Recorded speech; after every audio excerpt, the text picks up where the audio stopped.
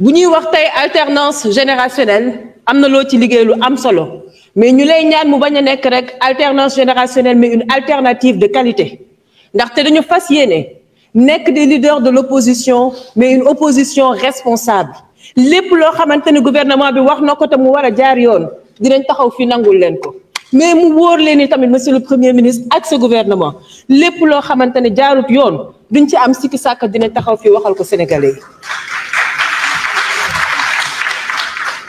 Monsieur le Premier ministre, planification à long terme am na solo gis-gis ba 2050 am na solo mais dañu gëm ne dafa laaj ay mesures urgentes fii ci année 2025 pour génnee sénégalais yi ci guuta malgré mesures yi ngeen wax yëpp depuis 8 mois tey la wàllu gën a aay tey la dund gi gën a cher woyofal bi mi ngi yóbbu fitu borom kër yi 2024 année record la ci immigration clandestine étudiants yi enseignants yi retraités yi. Monsieur le Premier ministre ma bëgg a xam ñun jigéen ñi luñ la def ndaxte nag safuñu sàpp ci say programme jot na nga gën ñu bàyyi xel booy wax di ñu tudd ngir jigéen gën a gis boppam ci say programme yi nga xamante ne proposé nga ko ci biir Sénégal ci sa gouvernement bi néew na jigéen yi nga xamante ne gis nañu ko te jigéenu Sénégal rafetlu wuñ ko monsieur le Premier ministre. 2 minutes merci beaucoup. Merci honorable Anta Babacar Ngom. Honorable Fatou Sow, vous avez la parole pour 3 minutes. Honorable Saloum Ndione se prépare. S'il vous plaît. Merci beaucoup, Monsieur le Président. Assalamu alaikum, mes chers collègues députés. Merci beaucoup, Monsieur le Premier ministre ak sa gouvernement. maa ngi lay nuyu. di rafetlu kàddu yi nga fi total. 3 minutes nag dafa bariwul mais damay attirer sa attention rek. Monsieur le ministre fi nga commencé sa politique fi nga commencé wane sa bopp muy Kër Massar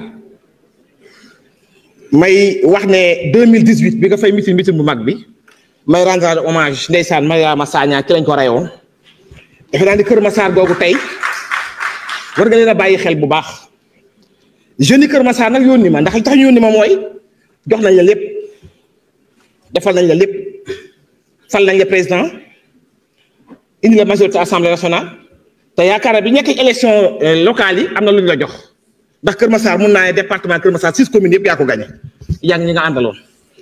monsieur le ministre jeunes yi Kër Massar di wax nag ne ba léegi bu ñuy dem di football dañuy dem Malika wala Yëmbal Mbaaw wax nañ leen dimbali ci sa budget bi li ma dégg nga wax fii dimbali ba ñu am terrain bu mag stade bu mag au niveau de Kër Massar.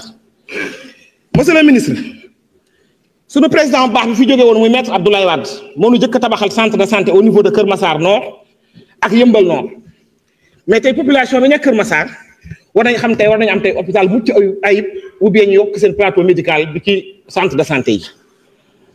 monsieur le ministre am nañ benn lotissement boo xam ne mu ngi Kër Massar lotissement administratif lañ koy wax 11900 am na 1928 parcelles ak beneen 10 lotissements yu ko wër. lotissement boobu ba léegi fi may waxee yow amul benn tali bu fa jàll dugg fa mais non seulement amul tali bu fa jàll dugg fa mais bassin ci biir Kër Massar yëpp dañ ko renversé foofu ak APIX moo nekk diggante Kër Massar APIX pour ñoo fexe ba ndox mi jàll dem géej ñu am problème yooyu.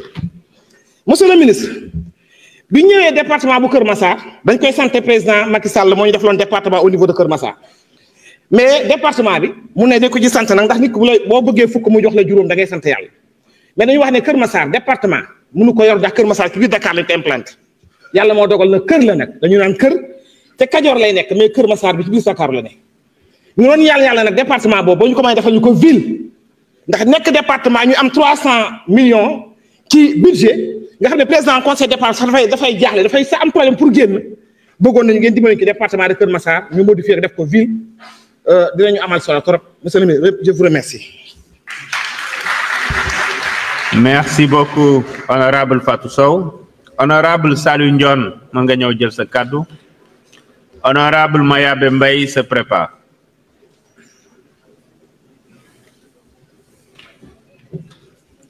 Merci beaucoup, Président. Monsieur le Premier ministre, Mesdames et Messieurs les membres du gouvernement, chers collègues honorables députés. Pendant que l'ancien régime a légué à sa jeunesse une vie chère, un accès presque impossible à un toit, un taux de chômage élevé, un environnement des affaires hostile à l'entrepreneuriat et des libertés bafouées, vous, Monsieur le Premier ministre, vous avez su insuffler de l'espoir à cette brave jeunesse. Celle-ci qui représente 75% de la population est aujourd'hui au cœur de vos préoccupations. Les éléments de ce constat sont clairement exposés dans le communiqué du premier conseil des ministres de votre gouvernement en date du 9 avril 2024, où il est indiqué que la jeunesse, l'éducation, la formation, l'entrepreneuriat et l'emploi des jeunes et des femmes. Président, Monsieur le Premier ministre, Mesdames, Messieurs les ministres, honorables collègues, Monsieur le Premier ministre, enfin, vous voilà, après 9 mois. Enfin, vous voilà, et quand la 14e législature a voulu vous avoir, malgré les dispositions de l'article 55 de la Constitution, malgré un engagement écrit et solennel de son Excellence, Monsieur le Président de la République, vous n'avez pas voulu comparaître. Mais nous sommes heureux que vous soyez là. Et je voudrais vous souhaiter la bienvenue au nom de la 14e législature qui vous a si attendu. Vous venez après des élections qui vous ont été victorieuses parce que vous avez votre majorité écrasante.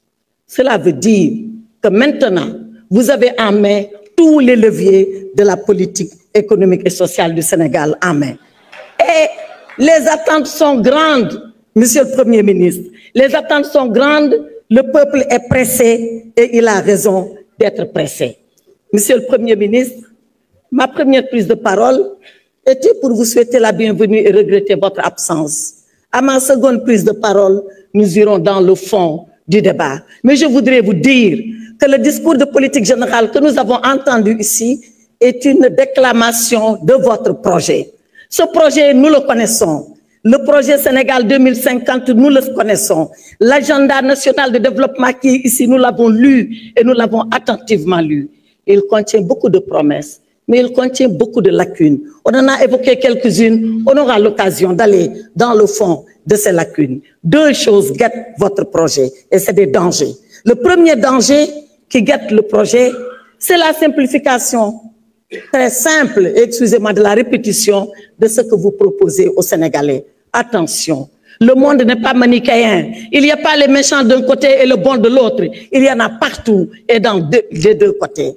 Ensuite, l'autre danger, c'est le danger de penser qu'on peut tout promettre une chose et son contraire. Cela s'appelle tout simplement du populisme et je pèse mes mots. À ma deuxième prise de parole, je reviendrai beaucoup plus en détail sur ce que je veux vous dire, Monsieur le Premier ministre. Je vous remercie. Merci beaucoup, honorable.